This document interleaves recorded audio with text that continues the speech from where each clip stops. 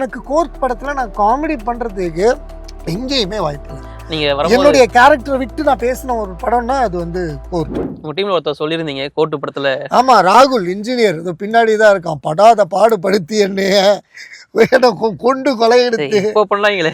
ஐயோ பார்த்தீங்களா இவனுங்களை எல்லாம் வச்சுக்கிட்டு. பட் என்னுடைய மெயின் சக்ஸஸ்க்கு ரீசன் வந்து என்னோட இன்ஜினியர்ஸ்.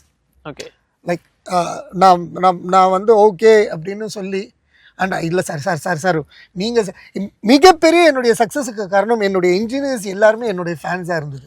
ஆமாம். ஸோ அது என்னுடைய இன்ஜினியர்ஸ் என்னுடைய சக்ஸஸ்க்கு மிகப்பெரிய காரணம். என்னுடைய ரைட்டர்ஸாக இருக்கிற என் தம்பி தங்கச்சிகள் இவங்களும், ஏன்னா அவங்க தான் ரைட்டர்ஸ். நாங்கள் சொல்கிறது தான் பேசணும்னு எனக்கு சொன்னதில்லை. தீபிகான்னு ஒரு பொண்ணு, சபரின்னு, அந்த மது அண்டு இன்னும் 2-3 ரைட்டர்ஸ் இருக்காங்க. லைக் நான் இது கண்டென்ட்டு நீ பேசுனா ஒரு மாதிரி பேசுறேன்.